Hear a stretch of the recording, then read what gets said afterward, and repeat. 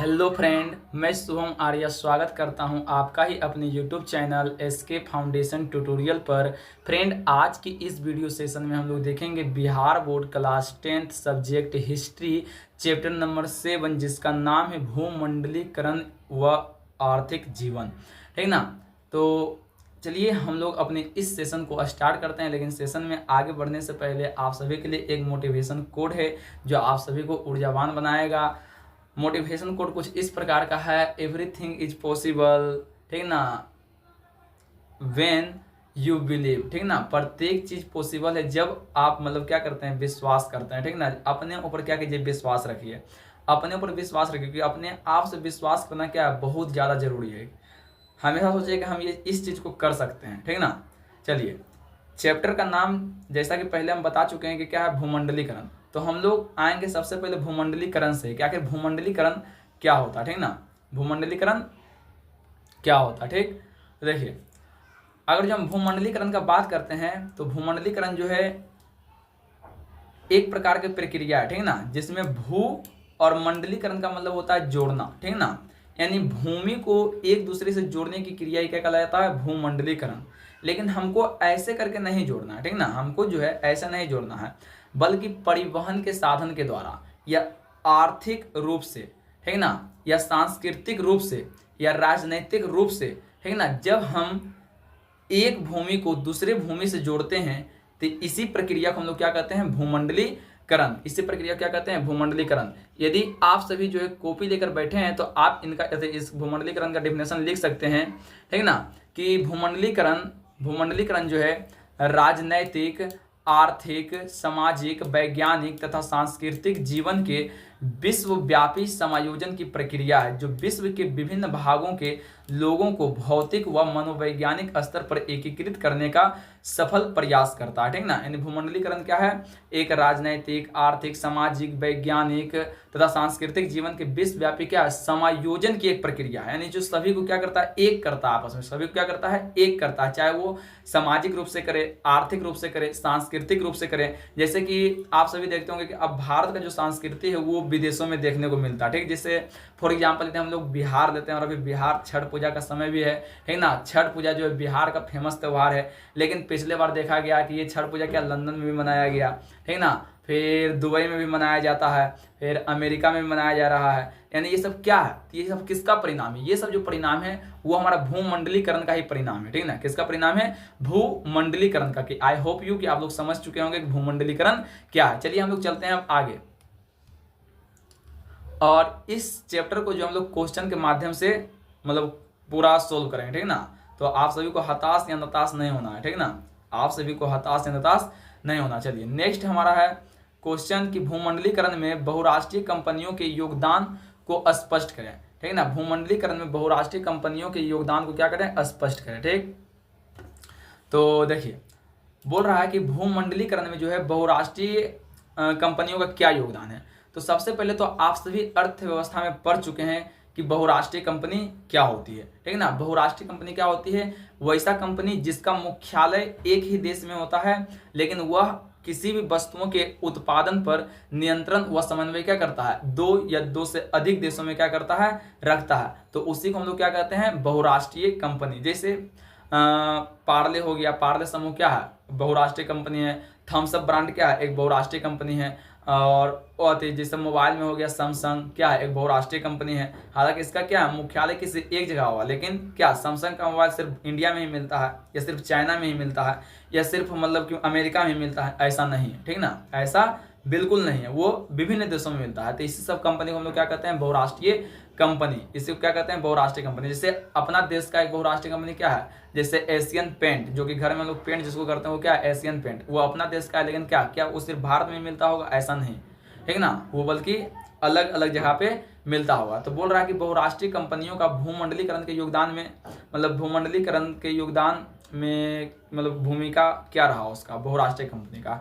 तो जैसा कि आप यहाँ देख सकते हैं कि 19वीं शताब्दी के मध्य से जब पूंजीवाद विश्वव्यापी व्यवस्था बन गया। ठीक ना, 19वीं शताब्दी के मध्य से जब पूंजीवाद विश्वव्यापी व्यवस्था बन गया तो भूमंडलीकरण का स्वरूप भी व्यापक होता गया। भूमंडलीकरण का स्वरूप क्या होता गया, व्यापक होता गया। इस समय पूंजी का निर्यात अंतर्राष्ट्रीय आर्थिक संबंधों की एक मुख्य विशेषता बन गई और व्यापार का परिणाम में भी काफी बढ़ा। धीरे धीरे यह संपूर्ण विश्व के अर्थतंत्र का नियामक हो गया। इसके प्रभाव को कायम करने में विश्व बैंक, अंतर्राष्ट्रीय मुद्रा कोष, विश्व व्यापार संस्था तथा पूंजीवादी देशों की बड़ी बड़ी व्यापारिक और औद्योगिक कंपनियां, जिन्हें हम बहुराष्ट्रीय कंपनी कहते हैं, का बहुत बड़ा क्या रहा, योगदान रहा। ठीक है ना, बहुत बड़ा क्या रहा, योगदान था। मुक्त बाजार, मुक्त व्यापार, खुली प्रतिस्पर्धा, बहुराष्ट्रीय निगमों का प्रसार, उद्योग तथा सेवा क्षेत्र का निजीकरण, उक्त आर्थिक भूमंडलीकरण के कुछ महत्वपूर्ण क्या है, तत्व हैं। यानी कहने का मतलब हुआ कि जब से भूमंडलीकरण का मतलब कि बहुराष्ट्रीय कंपनियों का दौर हुआ, बहुराष्ट्रीय कंपनी क्या हुआ, एक देश को दूसरे देश से जोड़ने का काम किया। ठीक ना, अपनी सामान को क्या किया, दूसरे देश में पहुंचाने का काम किया। ठीक ना, फिर ताकि वहाँ के लोग भी क्या हो सके, मतलब इस रूप में ढल सके, ताकि वो मतलब कभी यदि कहीं जाता है तो उसको इतना दिक्कत ना हो। तो बहुराष्ट्रीय कंपनी का रहा, ये योगदान रहा। तो आप क्या कर सकते हैं, इसको लिख सकते हैं आप स्क्रीनशॉट लेकर के, भूमंडलीकरण में बहुराष्ट्रीय कंपनियों का क्या योगदान रहा। ठीक, और ये जो क्वेश्चन है आप सभी के एग्जाम के पॉइंट ऑफ व्यू से क्या है, बहुत ज़्यादा VVI रहने वाला। ठीक, या तो आप ये लिखिए, या तो आप पढ़े होंगे इकोनॉमिक्स में वैश्वीकरण, वैश्वीकरण का भी मतलब कि क्या योगदान रहा, तो आप ये भी लिख सकते हैं। ठीक ना, यानी वैश्वीकरण और भूमंडलीकरण दोनों क्या है, लगभग सेम चीज़ है। आप वैश्वीकरण में भी बहुराष्ट्रीय कंपनी का योगदान पढ़े होंगे और यहाँ भी पढ़ रहे हैं। ठीक ना, चलिए नेक्स्ट क्वेश्चन हमारा, भूमंडलीकरण के भारत पर प्रभावों को स्पष्ट करें। यानी कहने का मतलब हुआ कि भूमंडलीकरण का जो भारत पर क्या प्रभाव पड़ा, आखिर जब भूमंडलीकरण हुआ तो उसका भारत पर क्या प्रभाव पड़ा। याद कीजिए, आप पढ़े होंगे वैश्वीकरण का भारत पर क्या प्रभाव पड़ा। तो वैश्वीकरण का भारत पर क्या सकारात्मक और नकारात्मक जो है दोनों प्रभाव पड़ा। ठीक ना, सकारात्मक और नकारात्मक दोनों प्रभाव पड़ा। सकारात्मक में रोजगार अधिक से अधिक मतलब बढ़ा। ठीक ना, उद्योगों का संकेंद्रण हुआ, परिवहन का सुविधा हुआ, ये सब हुआ। लेकिन नकारात्मक में क्या देखें हम लोग वैश्वीकरण में, कि एक तरफ यदि वो लोगों को रोजगार दिया तो दूसरी तरफ क्या किया, लोगों के रोजगार को उससे छीन भी लिया। प्लस में लघु और कुटीर उद्योग को क्या हुआ, खतरा पहुंचा। तो ये सब क्या था, वैश्वीकरण का प्रभाव था। तो यहाँ हम लोग भूमंडलीकरण का भी प्रभाव, ये सब चीज लिख सकते हैं बिना किसी हिचकिचाहट का। ठीक ना, लेकिन हम यहाँ क्या किए, बहुत कम शब्दों में बताने का प्रयास किए हैं। तो ये प्रयास क्या है, तो देखिए भूमंडलीकरण के प्रभाव से भारत भी अछूता नहीं रहा। भूमंडलीकरण के कारण भारतीय लोगों का जीवन स्तर क्या हुआ, ऊंचा उठा। कह रहा है कि जब भूमंडलीकरण हुआ तो यहाँ के लोगों को क्या हुआ, जीवन स्तर जो है काफी ऊंचा उठा। ठीक ना, जीवन स्तर क्या हुआ, बहुत ज्यादा ऊंचा उठ गया, क्योंकि बहुत सारा प्रकार के सामान आया।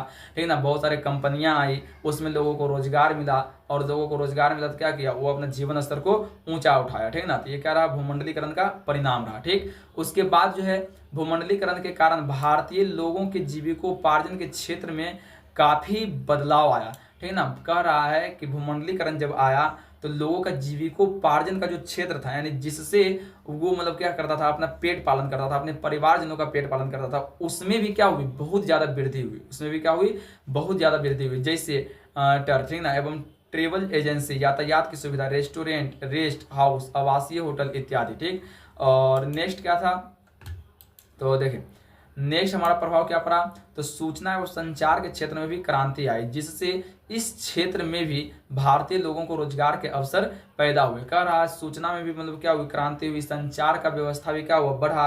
और जब संचार एक स्थान से दूसरे स्थान तक पहुंचा तो इसके बारे में क्या हुआ, लोगों को अधिक से अधिक जानकारी मिली, और अधिक से अधिक जब जानकारी मिली लोगों को तो लोग क्या हुए, उससे जुड़ा, और उससे जुड़ने के बाद क्या किया, रोजगार पाया, और रोजगार पाकर क्या किया, अपने जीवन को सफल बनाया। ठीक ना, तो ये रहा भूमंडलीकरण का कुछ इस प्रकार का प्रभाव। ठीक ना, ये जब भी आएगा तो आपके एग्जाम में 2 नंबर में आ सकता है। ठीक ना, ये जब भी आएगा तो आपके एग्जाम में कहाँ कब आएगा, 2 नंबर में आएगा। ठीक, यदि 5 नंबर में आएगा थोड़ा बड़ा करके भी बताएंगे। ठीक ना, चलिए नेक्स्ट है आर्थिक संकट से आप क्या समझते हैं। देखिए आर्थिक संकट से आप क्या समझते हैं, तो इसका शायद हम यहाँ आंसर मतलब कि नहीं जोड़े हैं, लेकिन आंसर जोड़ना चाहिए। ठीक ना, आपको मुंह से बोल करके लिखा समझाते हैं आर्थिक संकट क्या है। तो आर्थिक संकट जो है एक अर्थव्यवस्था में उत्पन्न होने वाला संकट है। ठीक है ना, जिससे क्या होता है, बाजार व विकास की प्रक्रिया काफी मंद हो जाती है। ठीक है ना, लोगों का रोजगार उससे छिन जाता है, बाजार मंदी हो जाता है। ठीक है, जैसे हम लोग आम बोलचाल की भाषा में बोलते भी हैं कि अभी बाजार क्या चल रहा है, मंदी चल रहा है। ठीक ना, ऐसा करके कुछ बोलते हैं, तो वास्तव में यही आर्थिक संकट है। ठीक ना,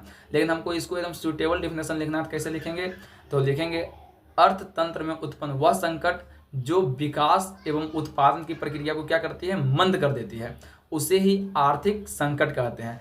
फॉर एग्जाम्पल 1929 की विश्वव्यापी आर्थिक मंदी हुई थी, ठीक ना, 1991 का आर्थिक मंदी, ये सब हम लोग क्या कर सकते हैं, एग्जाम्पल के तौर पर दे सकते हैं, ठीक, एग्जाम्पल के तौर पर क्या कर सकते हैं, दे सकते हैं। तो ये था आर्थिक संकट। फिर से एक बार बोलते हैं इसका डेफिनेशन, अर्थतंत्र में उत्पन्न वह संकट जो विकास की प्रक्रिया को मंद कर देती है, ठीक ना, और उत्पादन प्रक्रिया क्या करती है, काफी घटा देती है। इसी को हम लोग क्या कहते हैं, आर्थिक संकट कहते हैं। इसे हम लोग क्या कहते हैं, आर्थिक संकट कहते हैं। आई होप यू कि आप लोग समझ गए होंगे आर्थिक संकट क्या है। अगर जो हमको उदाहरण देना है तो 1929 का दे सकते हैं विश्वव्यापी आर्थिक मंदी, 1991 का आर्थिक मंदी दे सकते हैं, 1933 से 34 का तीसरा का आर्थिक मंदी दे सकते हैं, ठीक ना। चलिए नेक्स्ट क्वेश्चन हमारे पास है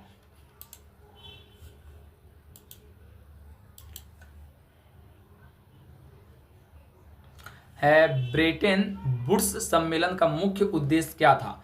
ब्रेटन वुड्स सम्मेलन का मुख्य उद्देश्य क्या था, तो पहले आप ये समझिए कि ब्रेटन वुड्स सम्मेलन जो 1944 में हुआ था, ठीक ना। अब ये क्या था, तो ये आगे देखिए, यहाँ पे लिखा हुआ है कि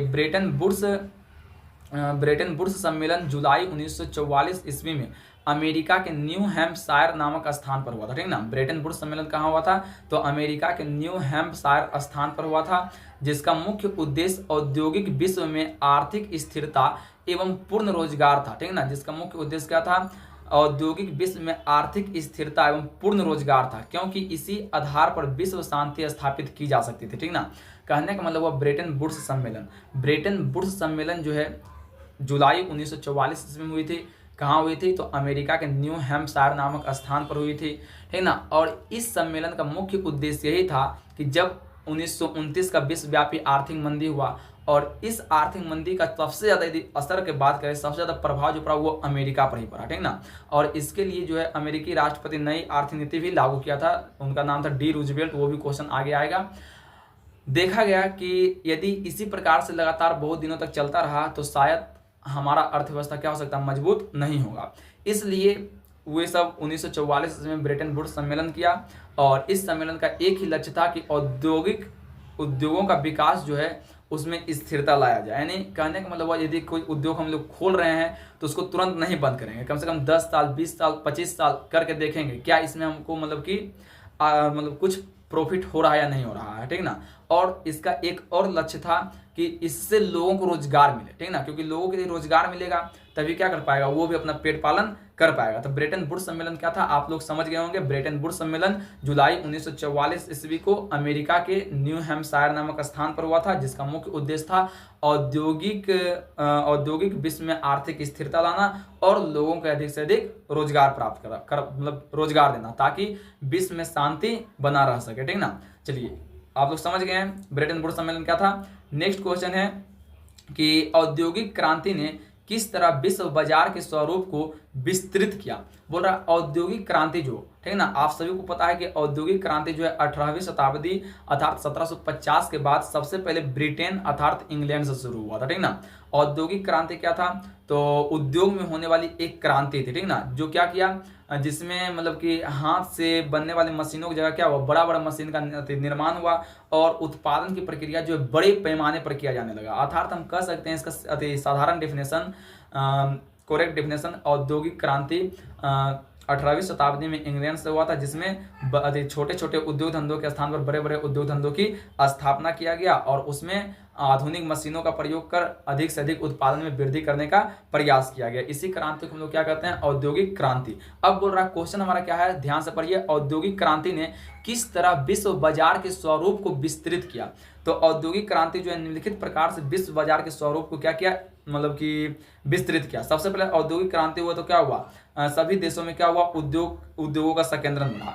जब उद्योगों का संकेंद्रण बढ़ा तो माल को तैयार करने के लिए जो है परिवहन व्यवस्था का क्या हुआ, अधिक से अधिक विकास हुआ, ताकि यदि हम किसी पदार्थ को बनाते हैं तो उसको तुरंत एक स्थान से दूसरे स्थान तक पहुंचा सके, ठीक ना। उसके बाद उसके लिए एक मतलब बाजार का होना बड़ी जरूरी है, क्योंकि यदि बाजार नहीं होगा तो क्या करें होगा, उत्पादन तो हम लोग वस्तु का कर लेंगे लेकिन बेचेंगे कहाँ, ठीक ना। सवाल उठता है बेचेंगे कहाँ, तो इसके लिए एक बड़ा बाजार का होना क्या बहुत ज़्यादा जरूरी है। इसके लिए जो है एक बड़े बाजार का होना बहुत ज़्यादा इंपॉर्टेंट हो जाता है, ठीक ना, लाइफ में।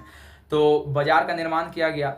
तो इस प्रकार से हम लोग कह सकते हैं कि औद्योगिक क्रांति क्या किया, विश्व बाजार के स्वरूप को विस्तृत किया। ऐसा में यहाँ लिख दिए हैं, क्या लिखे हैं देखिए, विश्व बाजार के स्वरूप को विस्तृत करने में औद्योगिक क्रांति की महत्वपूर्ण भूमिका थी। कारखानों के लिए कच्चा माल उपलब्ध कराने तथा उत्पादित वस्तुओं के लिए बाजार उपलब्ध कराने का काम विश्व बाजार ने किया।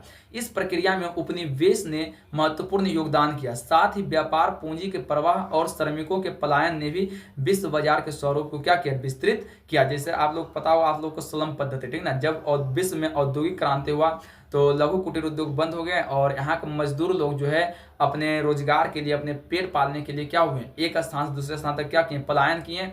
और वहाँ पे क्या हुआ, जब उनको रहने के लिए रूम नहीं मिला तो वो गंदे इलाके में रहने लगा और इस प्रकार से सलम पद्धति का भी शुरुआत हुआ। लेकिन सलम पद्धति का तो शुरुआत हुआ, लेकिन क्या हुआ, विश्व का जो बाजार था वो काफी विस्तृत रूप ले लिया, ठीक ना, विश्व का बाजार क्या लिया, काफी विस्तृत रूप ले लिया। आई होप यू आप लोग समझ चुके होंगे कि औद्योगिक क्रांति ने किस तरह से बाजार के स्वरूप को विस्तृत किया, ठीक ना। चलिए नेक्स्ट क्वेश्चन।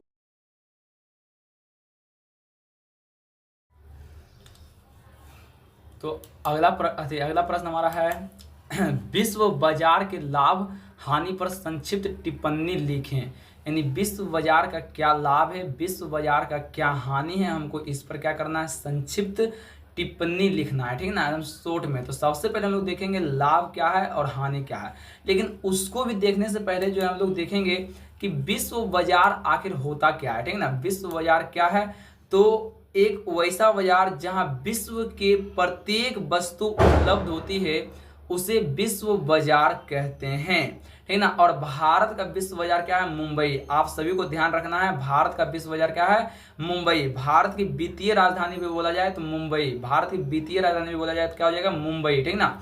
और विश्व बाजार किसको हम लोग कहते हैं, तो मुंबई को ही कहते हैं, ठीक। तो बोल रहा है विश्व बाजार के क्या लाभ है और क्या हानि है। तो सबसे पहले हम लोग देखेंगे लाभ क्या है, ठीक ना। लाभ तो बोल रहा है यह सभी वर्गों के हितों की सुरक्षा करता है। यानी विश्व बाजार जो है वो प्रत्येक वर्ग, चाहे ऊंचा हो या नीचा हो, चाहे कोई अमीर हो, चाहे कोई गरीब हो, चाहे कोई मध्यम वर्ग से बिलोंग करता हो, वो प्रत्येक वर्ग के हितों क्या करती है, सुरक्षा करते हैं। कहने का मतलब हुआ कि विश्व बाजार में जो है अधिक से अधिक महंगे वस्तुएं मिलती है, अधिक से अधिक सस्ते वस्तुएं मिलती हैं, या फिर मिडिल स्तर पर भी वस्तुओं का निर्माण होता है। अब जिसको जिस प्रकार का इच्छा है उस वस्तु क्या कर सकता है, खरीद सकता है। कहने का मतलब वो कोई भी व्यक्ति इससे अछूता ना रहे, ठीक है ना, कोई व्यक्ति इससे अछूता ना रहे। यानी क्या करता है, ये जो विश्व बाजार है वो सभी वर्गों की क्या करती है, सुरक्षा प्रदान करती है। नेक्स्ट क्या है, दूसरा नंबर इसका लाभ है, इससे व्यापार और उद्योगों की तीव्र गति मिलती है, ठीक है ना। कहने मतलब व्यापार और उद्योगों में क्या होती है, तीव्रता से गति आती है। जब विश्व बाजार कहीं किसी को घोषित कर दिया जाता है तो वहाँ पर व्यापार की प्रक्रिया क्या होती है, काफी तीव्र हो जाती है, ठीक है। वहाँ व्यापारियों की संख्या बढ़ जाती है और उसके दिमाग में हमेशा एक ही वस्तु चलते रहती है, एक ही चीजें कि वस्तु को अधिक से अधिक कैसे बेचा जाए, ठीक ना, और अधिक से अधिक प्रॉफिट या कैसे कमाया जाए, ठीक। और उद्योग यानी मान लीजिए उसी वस्तु को हम लोग को क्या करना है, फिर से किसी दूसरे वस्तु में कन्वर्ट करना है, तो उसको कैसे कन्वर्ट करेंगे, इसके लिए क्या उद्योगों की स्थापना होना जरूरी है। अतः हम लोग कह सकते हैं कि विश्व बाजार की स्थापना से व्यापार और उद्योगों में क्या होती है, काफी तीव्रता से गति आती है, ठीक ना, काफी तीव्रता से वृद्धि आती है, ठीक। नेक्स्ट जो है बैंकिंग और बीमा व्यवसाय का उदय हुआ, ठीक ना, बैंकिंग और बीमा व्यवसाय का उदय हुआ। देखिए फ्रेंड, ये जो बैंकिंग और बीमा व्यवसाय का यदि बात करते हैं तो ये मुख्य रूप से यदि देखा जाए तो 1991 से आरंभ होता है। 1991 से पहले जो है हमारा अर्थव्यवस्था जो था, हमारा भारत जो था, वो पूर्ण रूपेण यानी पूर्ण तरीका से यदि बोला जाए तो समाजवादी था, ठीक ना। और सभी वस्तुओं का उत्पादन एवं नियंत्रण जो था सरकार के हाथों में था, ठीक ना। किसके हाथ में था फ्रेंड, वो सरकार के हाथों में था। लेकिन ऐसा मंदी आया, ऐसा दौर आया कि उससे लोगों का अपना जीवन गुजारना बहुत ज्यादा कठिन हो चुका था, लोगों को रोजगार नहीं मिल पा रहा था, ठीक ना। वे सभी लोग मतलब कि सुबह खाता था तो शाम नहीं, शाम खाता था तो सुबह नहीं, मतलब एक प्रकार से जीवन मरण पर सवाल आ खड़ा उठा था। तभी हमारा देश भारत जो है दूसरे देशों में जाकर वहां के कंपनियों से क्या किया, अनुरोध किया, और उस कंपनियों को क्या किया, यहाँ पर बुलाया और मतलब कि बोला उद्योग लगाइए। उद्योग लगाने के बाद क्या हुआ ना, उसमें अधिक से अधिक रोजगार में वृद्धि हुई और हमारा भारत जो है फिर वहां से मिश्रित अर्थव्यवस्था के रूप में कन्वर्ट हुआ, यानी समाजवादी भी रहा और पूंजीवादी भी रहा, और क्या हुआ, दोनों का सम्मिश्रण से क्या हो गया, मिश्रित अर्थव्यवस्था का उदय हुआ। और व्यापार और बीमा का व्यवसाय बोल रहा है, बैंकिंग और बीमा व्यवसाय, ठीक ना। तो सरकार के द्वारा मतलब कि जिसको यदि उद्योग खोलने के लिए पूंजी चाहिए तो क्या करता है, सरकार से लोन लेकर क्या कर सकता है, पूंजी मतलब कि उद्योग खोल सकता है, और उद्योग खोलने के बाद उससे जो उसको प्रॉफिट होगा उस प्रॉफिट से क्या करेगा, वो अपना लोन को चुका सकता है, ठीक ना। और चुका करके बाद यदि उसका लोन जब पूर्ण रूप में चुक जाता है तो फिर उसके पास क्या होता है, एक अच्छा उद्योग होता है, उसके बाद एक अच्छा पैसा आता है। हालांकि भारत सरकार यदि वर्तमान की यदि बात करें 2024-25 या फिर अभी से 30 तक की यदि बात करें तो वर्तमान सरकार हमारा खुद घोषणा कर चुकी है कि हमारे पास जो है ज़्यादा रोजगार नहीं है, हम प्रत्येक व्यक्ति को रोजगार ज़्यादा नहीं दे सकते, ठीक ना। हाँ, आपको खुद से रोजगार पाइए, इसके लिए आपको हम क्या करेंगे, हेल्प करेंगे। यदि आप कुछ छोटा उद्योग खोल रहे हैं तो आप उसके लिए लोन लीजिए, कुछ बड़ा उद्योग खोल रहे हैं तो आप उसके लिए लोन लीजिए, एग्रीमेंट करवाइए, हम आपको लोन देने के लिए तैयार हैं, लेकिन अपना रोजगार क्या कीजिए, खुद से पाइए, ठीक। और यदि आपके पास किसी का डिग्री है तो आप उस डिग्री रहने के बाद भी यदि आपको रोजगार नहीं मिलता है, ठीक ना, तो आप उस डिग्री के नाम पर अपना उद्योगों को खोलिए, ठीक ना, अपने छोटे रोजगार को खोलिए। जैसे उदाहरण भी देते हैं, बीटेक चाय वाला, ठीक ना, बीटेक मोमोस वाला, MBBA चाय वाला, ऐसा करके आपको बताते हैं उदाहरण। हम जब वाराणसी गए थे, लगभग 2023 का बात है, ठीक ना, वाराणसी गए थे, और वहां पर मतलब जैसे हम स्टेशन पर उतरे, हालांकि वाराणसी को एक स्मार्ट सिटी भी बोला जाता है, ठीक, वहां पर हम देखें एक लेडीज, ठीक ना, एक लेडीज लिखे हुए थे बीटेक चाय वाला, ठीक ना, बीटेक चाय वाले। पता उसका दुकान में इतना ज्यादा भीड़ था कि सोचिए यदि वो एक दिन का 2,000 भी उसका पूरा आ गया तो समझिए महीना को 40,000 रुपया कमा रहे थे, ठीक ना। यानी मेरा कहने का सीधा मतलब हो रहा है कि कोई भी काम छोटा नहीं है, ठीक ना, कोई भी काम छोटा नहीं है, आप उसको छोटा मानकर मत कीजिए। आप सरकार से लोन लीजिए, यदि आपके पास पैसा नहीं है, आप उद्योग खोलिए, उससे जो आपको प्रॉफिट होता है सरकार को चुकाइए, जो बचता है अपने पास रखिए, ठीक ना। ये उद्योगों का क्या हुआ, मतलब कि कहने का मतलब हुआ कि सरकार रोजगार में आप लोगों को क्या कर रहा है, मतलब कि मदद कर रहा है, रोजगार पाने में मदद कर रहा है। लेकिन यदि आप सोच के बैठे हैं कि हमको नहीं गवर्नमेंट जो भी करना है, हमको सरकारी जो भी करना है तो ये मिलेगा, लेकिन आपको इसके लिए थोड़ा क्या धैर्य रखना पड़ेगा, ठीक ना। आप तुरंत सोचेंगे तो ऐसा नहीं हो पाएगा, ठीक, क्योंकि भारत सरकार के पास क्या है, रोजगार बहुत कम है, यहाँ की जनसंख्या बहुत ज़्यादा है। यदि हाँ जनसंख्या कम होगा तो फिर रोजगार क्या हो जाएगा, मिल जाएगा, ठीक। तो क्या हुआ, बैंकिंग और बीमा व्यवसाय का उदय हुआ, ताकि कोई भी छोटा भी व्यक्ति क्या कर सके, लोन लेकर अपना व्यवसाय खोल सके, अपना व्यापार कर सके, और जो भी है उससे क्या करे, सरकार को चुका सके। और ये क्या रहा, विश्व बाजार का ये भी हमारा एक लाभ रहा। और चौथा लाभ जो है, उपनिवेशों में औद्योगिकरण और आधुनिकीकरण हुआ, जैसे भारत में हुआ, ठीक। फिर कृषि क्षेत्र में परिवर्तन आया, यानी कृषि क्षेत्र में परिवर्तन कैसे आया, तो मतलब कि जो कृषि पहले मतलब कि होता था ये परंपरागत तरीके से, अब उसमें कृषि में भी क्या हुआ, आधुनिक मशीन का निर्माण हुआ। आधुनिक मशीन का निर्माण होने के बाद क्या हुआ ना, यहाँ के जो किसान लोग हैं आधुनिक तरीके से, वैज्ञानिक तरीके से कृषि क्रिया प्रारंभ किया, जिसके कारण क्या हुआ, कृषि में भी थोड़ा विकास हुआ। और यदि कृषि के मामले में देखा जाए तो यदि आज भारत में, तो भारत का जो पंजाब राज्य है, ठीक ना, ये क्या है, कृषि के मामले में बहुत आगे, पंजाब हो गया, हरियाणा हो गया, ठीक ना, उस साइड जितना भी है। उसके बाद क्या बोल रहा है कि शहरीकरण और जनसंख्या में वृद्धि हुई, ठीक ना। इसका एक लाभ और भी हुआ कि शहरीकरण क्या हुआ, काफी तीव्र गति से, शहरों का विकास क्या हुआ, काफी तीव्र गति से हुआ, ठीक ना। क्योंकि जब नया नया उद्योग खुला, परिवहन व्यवस्था का निर्माण हुआ, ठीक ना, और लोगों का संकेंद्रण बढ़ा, ये सब चीज हुआ। और क्या हुआ, और यही सब का तो परिणाम क्या हुआ, शहर बना, शहरीकरण हुआ। और उसके बाद जनसंख्या में भी क्या हुई, वृद्धि हुई। जो लोग गांव में ज़्यादा रह रहे थे वो सब क्या रोजगार पाने के लिए शहर आए हैं। तो चलिए ये सब क्या रहा, हमारा विश्व बाजार का लाभ रहा, ठीक ना। ये सब क्या रहा, विश्व बाजार का लाभ। अब थोड़ा हम हानियाँ देख लेते हैं। तो हानि क्या था, देखिए हानि था, एशिया और अफ्रीका में उपनिवेशवाद और साम्राज्यवाद का युग आरंभ हो गया, ठीक ना। उपनिवेशवाद और साम्राज्यवाद, यानी एक देश जो है उसको अधिक लाभ के लिए, ठीक ना, वो उसको एक ललक आ गया कि दूसरे देश में अपना क्या करेंगे, अपना बाजार कायम कर लेंगे, तो वहाँ पर क्या हुआ, मेरा ही वस्तु बिकेगा और हमको ज़्यादा से ज़्यादा प्रॉफिट होगा। इस सोच में क्या हुआ, उपनिवेशवाद को ये जन्म दिया। साम्राज्यवाद करने का मतलब वे सभी देश जो उपनिवेशवाद के धीरे धीरे मतलब कि साम्राज्य को भी अपनाना चाह रहा था, ठीक ना। और धीरे धीरे एक क्षेत्र से दूसरे क्षेत्र पर हमला किया, उस क्षेत्र को अपने मिला दिया और उस पर अपना शासन स्थापित करने लगा। यानी कहने का मतलब विश्व बाजार जो क्या किया, साम्राज्यवाद का भी मार्ग प्रशस्त किया, ठीक। उसका गरीबी, अकाल और भूखमरी भी बढ़ी, ठीक ना। देखिए गरीबी, अकाल और भूखमरी कैसे बढ़ी, तो इस चीज को हम लोग वैश्वीकरण में भी जिक्र किए हैं। क्योंकि देखिए जहां हमारा वैश्वीकरण हुआ था तो वहां पर लोगों को क्या अधिक से अधिक रोजगार मिला। तो दूसरी तरफ हम लोग क्या देखें कि रोजगार उससे छीन भी है। क्यों? क्योंकि उसमें एक सफल व्यक्ति की जरूरत है, ठीक ना, एक कुशल व्यक्ति की आवश्यकता था। ठीक उसी प्रकार से जब भूमंडलीकरण हुआ, यहाँ विश्व बाजार स्थापित कायम हुआ, ठीक ना, यहाँ पे एक देश दूसरे देश से सामाजिक, आर्थिक, राजनीतिक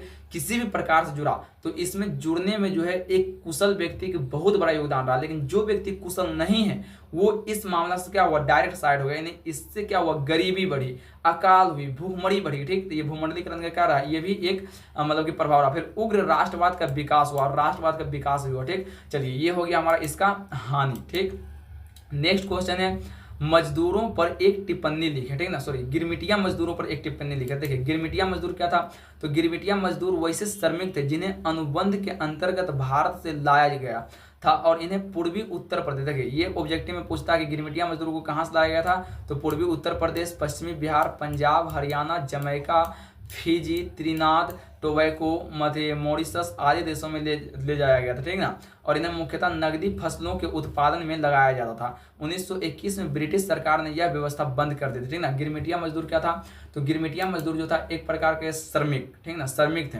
और ये सभी मजदूर जो है मतलब जैसे मान लीजिए किसी से कुछ कि कोई बड़ा मतलब कि जमींदार है, क्या क्या उससे कुछ मतलब कि लिया रुपया की जरूरत पड़ने पर, और वो उस रुपया के नहीं चुका पाया तो क्या करता है, वो उसी के पास मतलब कि काम करते रह जाता। ठीक, एक प्रकार से उसको तो हम लोग कहते हैं बंधुआ मजदूर। लेकिन यहाँ गिरमिटिया मजदूर जो था ये भी एक प्रकार का वही बंधुआ मजदूर था, जिसको कहाँ कहाँ से हम लोग लाए थे, जिसको बिहार, उत्तर प्रदेश, पश्चिमी उत्तर प्रदेश, पूर्वी उत्तर प्रदेश से लाते थे और उसको दूसरे देश में हम लोग क्या करते थे, ले जाकर छोड़ देते थे। अब वहाँ वो चल जाता था तो उसको वहाँ के बारे में कोई जानकारी होता नहीं था, जिसके कारण क्या वो एक बंद करके वहीं पर काम करते रहता था। ठीक ना, यही था हमारा गिरमिटिया मजदूर, जिसको ब्रिटिश सरकार कब बंद कर दिया था, तो 1921 ईस्वी में इस व्यवस्था को बंद किया था। ठीक, चलिए नेक्स्ट क्वेश्चन हमारे पास जो है फ्रेंड वो है कि बृहत उत्पादन व्यवसाय से आप क्या समझते हैं। ठीक ना, बृहत उत्पादन व्यवसाय से आप क्या समझते हैं, तो देखिए बृहत उत्पादन व्यवस्था का आरंभ हेनरी फोर्ड ने कार उद्योग से किया था। ठीक ना, आपको सबसे पहले नंबर तो ये ध्यान रखना है कि बृहत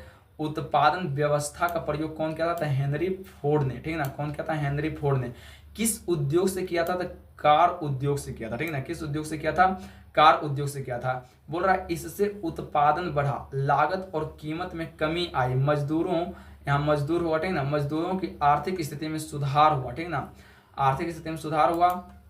यही था हमारा बृहत उत्पादन व्यवस्था ने अधिक से अधिक हम लोग को क्या करना, उत्पादन करना। और ये किससे शुरू हुआ था, तो कार उद्योग से शुरू हुआ था। ठीक, उसके बाद क्या बोल रहा था, उपभोक्ता वस्तुओं की मांग बढ़ी, साथ ही हायर परचेस यानी किस्त पर सामान खरीदने की परंपरा भी आरंभ हुई। मतलब जिसके कहने का मतलब हुआ जिसके पास ज्यादा पैसा नहीं है वो क्या कर सकता है, किस्त पर सामान को ले सकता है। ठीक ना, क्या कर सकता है, किस्त पर सामान को ले सकता है। चलिए नेक्स्ट क्वेश्चन है भारत पर आर्थिक मंदी का क्या प्रभाव पड़ा। ठीक, देखिए ये क्वेश्चन आप सब जो है ना, ये इस क्वेश्चन को आप सब वैश्वीकरण में भी सोल्व किए हैं। ठीक ना, भारत पर आर्थिक महामंदी का क्या प्रभाव पड़ा, तो इसको हम लोग डायरेक्ट बता देते हैं क्योंकि वहां पर हम इस क्वेश्चन को क्या किए हैं, सोल्व किए हैं। ठीक, भारत पर आर्थिक महामंदी के निम्नलिखित प्रभाव पड़े। सबसे पहले आर्थिक महामंदी से भारत का आयात निर्यात व्यापार घटकर आधा हो गया। ठीक, आयात निर्यात करके क्या हुआ, आधा हुआ। और जाहिर सी बात है जब मंदी पड़ेगा तो ये सब आधा होगा ही।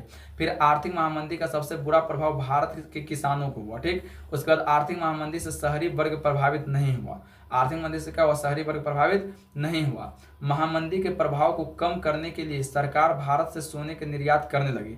चलो महामंदी के प्रभाव को जब भारत सरकार कम करने के लिए सरकार यहाँ से क्या मतलब कि सोने का मतलब कि निर्यात करना शुरू कर दिया। और ऐसा बताया जाता है कि 49 क्विंटल सोना उस पर गिरवी रखा गया था दूसरे देश के पास। ठीक ना, और उसके बाद क्या बोल रहा है कि आर्थिक महामंदी के कारण ही महात्मा गांधी को सविनय अवज्ञा आंदोलन प्रारंभ हुआ। ठीक, देखिए सविनय अवज्ञा आंदोलन कब हुआ था, तो सविनय अवज्ञा आंदोलन जो हुआ था 1930 से 34 में हुआ था। और विश्वव्यापी आर्थिक मंदी कब हुआ था, तो 1929 से 30 में हुआ था। ठीक, और इसी मंदी से उबरने के लिए हमारे महात्मा गांधी जो है सविनय अवज्ञा आंदोलन की शुरुआत किए थे। और सविनय अवज्ञा आंदोलन का अर्थ होता है कि अंग्रेजों के बात को नकार देना। यदि वो कुछ कर रहा है तो उसको क्या करना है, हमको उसके विपरीत चलना है। ठीक ना, चलिए नेक्स्ट है हमारे पास संयुक्त राष्ट्र मौद्रिक एवं वित्तीय सम्मेलन क्यों बुलाया गया।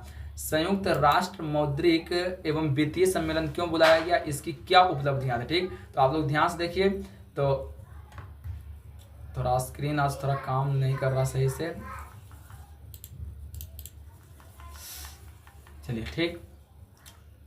क्वेश्चन क्या फ्रेंड, संयुक्त राष्ट्र मौद्रिक एवं वित्तीय सम्मेलन क्यों बुलाया गया था, ठीक, इसकी क्या उपलब्धियां थी, अथवा ब्रिटेन वुड्स सम्मेलन की व्याख्या करें, ठीक ना। ब्रिटेन वुड्स सम्मेलन बोले या फिर संयुक्त राष्ट्र मौद्रिक एवं वित्तीय सम्मेलन बोले, बात वही है, ठीक ना। कब हुआ था, तो जुलाई 1944 में ब्रिटेन वुड्स सम्मेलन, ठीक ना। कब हुआ था, जुलाई 1944 में, ताकि उद्योगों की स्थिरता मिल सके, लोगों को अधिक से अधिक रोजगार मिल सके। अभी पीछे इस सब बात हम लोग क्या किए, चर्चा किए हैं। बोल उत्तर इसका क्या, युद्धोत्तर अंतरराष्ट्रीय आर्थिक व्यवस्था को सुव्यवस्थित करने के सुझाव के लिए, ठीक ना, सुव्यवस्थित करने के सुझाव के लिए कार्यान्वयन की प्रक्रिया पर विचार विमर्श करने के लिए जुलाई 1944 में अमेरिका के न्यू हैम्पशायर में ब्रेटन वुड्स नामक स्थान पर इस सम्मेलन का आयोजन किया गया। इस सम्मेलन में 2 अंतर्राष्ट्रीय आर्थिक संस्थानों का गठन किया गया, एक अंतर्राष्ट्रीय मुद्रा कोष और एक अंतर्राष्ट्रीय पुनर्निर्माण एवं विकास बैंक अथवा विश्व बैंक, ठीक। चलिए ये हो गया। नेक्स्ट क्वेश्चन हमारे पास है, आप लोग को एकदम ध्यान देना, क्वेश्चन से क्या होगा, आप सभी का प्रत्येक टॉपिक क्लियर हो जाएगा, ठीक ना, क्वेश्चन के माध्यम से।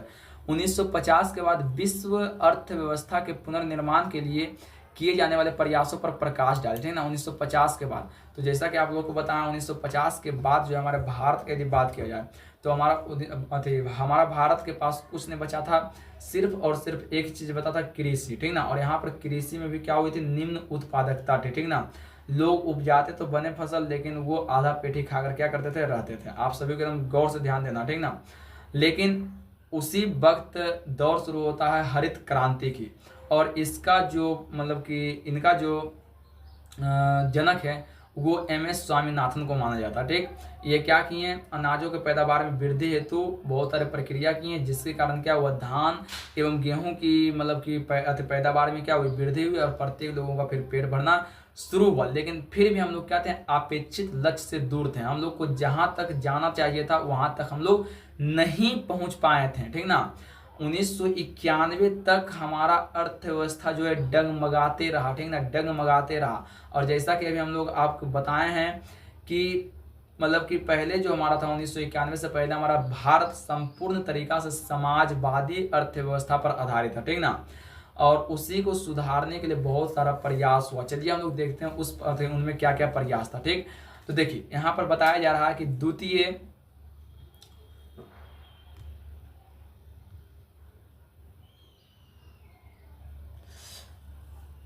द्वितीय विश्व युद्ध के पश्चात व्यापक तबाही के प्रभाव को कम करने के उद्देश्य से अंतर्राष्ट्रीय स्तर पर आर्थिक पुनर्निर्माण के प्रयास आरंभ किए गए। 1997 में यूरोपीय आर्थिक समुदाय की स्थापना कर एक साझा बाजार की गई।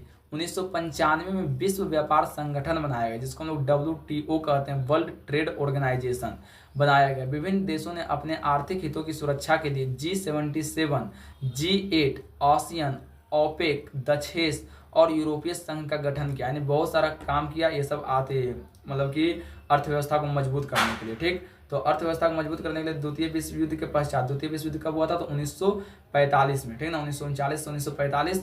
और इसके तबाही के प्रभाव को कम करने के लिए अंतर्राष्ट्रीय स्तर पर क्या हुआ, एक पुनर्निर्माण का प्रयास किया गया। और 1997 में यूरोपीय आर्थिक समुदाय की स्थापना कर एक साझा बाजार की गई, ठीक ना।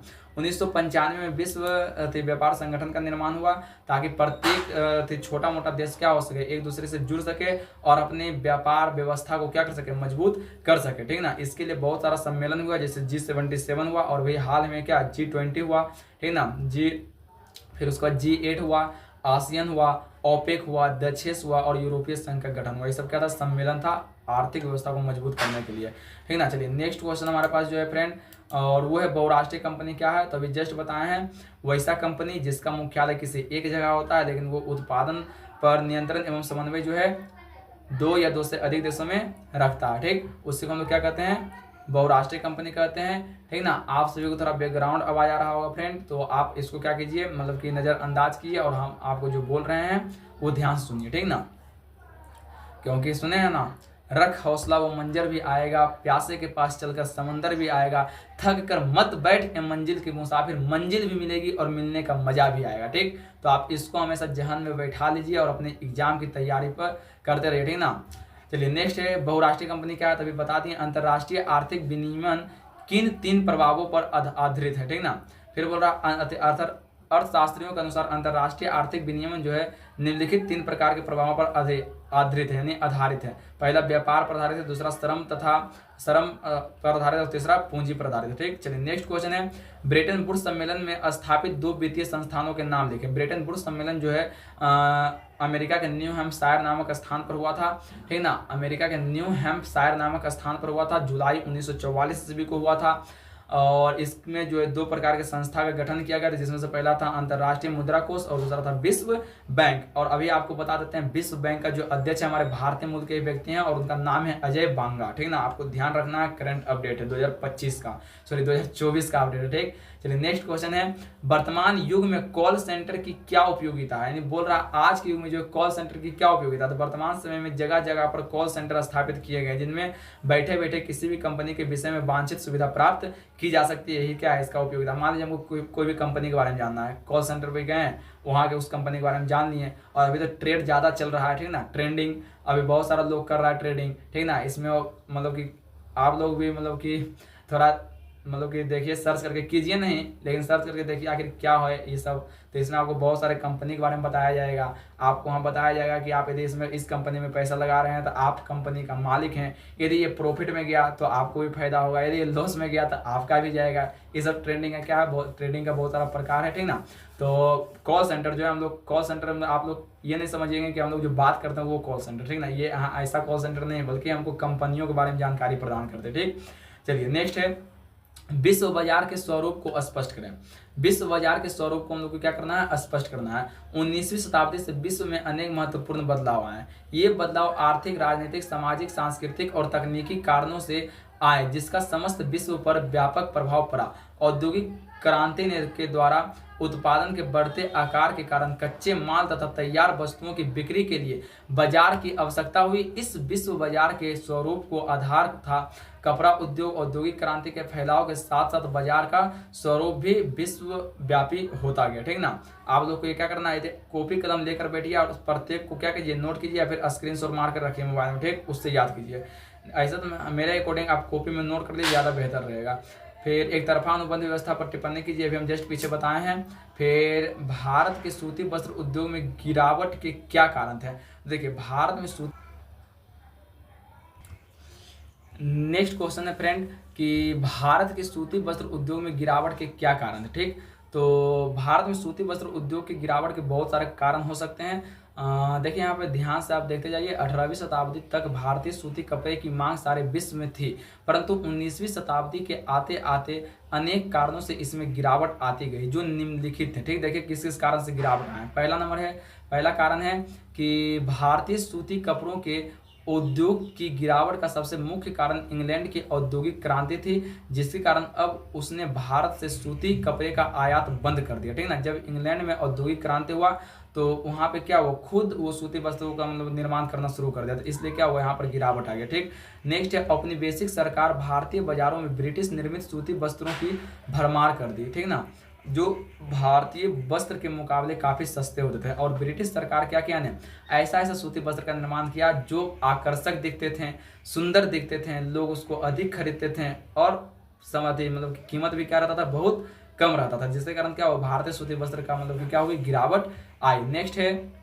अंग्रेज ईस्ट इंडिया कंपनी काफ़ी कम कीमत में भारतीय कपास से रुई खरीद कर इंग्लैंड भेज देती थी, जिससे भारतीय निर्माताओं को अच्छा कपास मिलना मुश्किल हो गया। यानी कहने मतलब जो यहाँ पे कपास की खेती होती थी, वहाँ से क्या होता था, ईस्ट इंडिया कंपनी जो है बहुत कम सस्ते में मतलब बहुत कम दाम में खरीदते थे और उसको क्या इंग्लैंड भेज देती थी, जिसके कारण क्या हुआ, भारत में जो लोग था उसको मतलब कि कपास एक अच्छा प्रकार का मिलता भी नहीं था, और मिलता भी था तो महंगा मिलता था। ठीक, जिसके कारण वो क्या होते थे, खरीद नहीं पाते थे, इसके कारण भी क्या हुई, गिरावट आई। नेक्स्ट है, इसके अलावा भारतीय सूती कपड़े को निर्यात पर काफ़ी कर लगा दिया गया तथा ब्रिटिश निर्मित कपड़े का कीमत काफ़ी कम कर निःशुल्क भारत आने दिया गया, ये भी एक कारण रहा। नेक्स्ट क्वेश्चन है, G10 में कॉर्न लॉ समाप्त करने का क्या कारण था। ठीक ना, कॉर्न लॉ पहले क्या था, ये देखिए, ब्रिटेन में कॉर्न लॉ द्वारा मक्का के आयात को प्रतिबंधित करवा दिया। यानी कॉर्न लॉ क्या था, एक नियम था, जब ब्रिटेन में मक्का का मतलब कि आयात होता था तो उससे क्या किया गया, मतलब कॉर्न लॉ के तहत इसको क्या किया, मक्का के आयात को प्रतिबंधित करवा दिया गया। फलतः इंग्लैंड के कृषि, यहाँ पर कृषि कर लीजिएंगे, उत्पादों को ऊंची कीमत पर बेचकर भूस्वामी लाभ कमाने लगे। दूसरे और अनाज की बढ़ी कीमतों से उद्योगपति और शहरों में रहने वाले लोग त्रस्त हो गए। इन लोगों ने कॉर्न लॉ को जबरदस्त विरोध किया, ठीक ना, विरोध किया और इससे वापस लेने की मांग की। सर जैसे याद कीजिए, आप बताए थे आप लोग को यहाँ पर ये साइमन कमीशन में तो उसको नियम को विरोध किया गया, वहाँ पे इसी प्रकार से क्या था, ये भी एक प्रकार का मतलब कि रैली था, ठीक ना, जिसका विरोध किया गया था। ठीक, उसका था खाद्यान्न के आयात की अनुमति देनी पड़ी। ठीक, नेक्स्ट क्वेश्चन है न्यू डील से आप क्या समझते हैं, बहुत इंपॉर्टेंट क्वेश्चन है, ठीक ना। न्यू डील से आप क्या समझते हैं, देखिए न्यू डील कब लागू हुआ था, तो आप लोग को पहले ध्यान देना है, न्यू डील जो है 1932 ईस्वी में हुआ था, ठीक ना। कब, 1932 ईस्वी में हुआ था। आखिर न्यू डील क्या था, तो इसको कौन किया था, तो आप लोग समझ लीजिए, उस वक्त अमेरिका के राष्ट्रपति थे डी रूजवेल्ट, ठीक ना, इनका शॉर्ट नाम क्या था, डी रूजवेल्ट नाम था। ठीक, और ये क्यों किए थे, तो क्योंकि 1930 में क्या हुआ था, आर्थिक मंदी हुआ था और इसका सबसे ज्यादा प्रभाव जो पड़ा था वो अमेरिका पर पड़ा था। ठीक, अतः अमेरिकी राष्ट्रपति डी रूजवेल्ट जो है 1932 में इसी आर्थिक मंदी से उबरने के लिए एक नीति बनाया और इसी नीति को क्या कहा गया, न्यू डील कहा गया। ठीक, तो आई होप यू आप लोग समझ गए होंगे। आप लोग लिख लीजिए कि न्यू डील क्या था। तो न्यू डील क्या था, तो डायरेक्ट लिखना आपको डेफिनेशन, 1929 से 30 के आर्थिक मंदी से उबरने के लिए अमेरिकी राष्ट्रपति डी रूजवेल्ट 1932 में एक नीति बनाया जिसे न्यू डील कहा गया। फिर नेक्स्ट क्वेश्चन है, अमेरिका में उपनिवेशीकरण में किसका महत्वपूर्ण योगदान था। ठीक, तो आप लोग को इसका आंसर खुद से बनाना है। ये रहा वीडियो का हमारा पार्ट 1 और अगला वीडियो आएगा जिसमें हम लोग दीर्घ उत्तरीय प्रश्न के द्वारा क्या करेंगे, टॉपिक को क्लियर करेंगे। यदि आपको वीडियो पसंद आया तो अपने दोस्तों में शेयर कीजिए, लाइक कीजिए, कॉमेंट कीजिए और जहाँ भी डाउट हो मतलब कि बिना हिचकिचाहट के क्या कर सकते हैं, कॉमेंट के थ्रू आप पूछ सकते हैं। ठीक ना, चलिए बाय बाय, धन्यवाद, खुश रहिए, मस्त रहिए, ठीक ना, और अपने तैयारी में लगे रहिए। जय हिंद।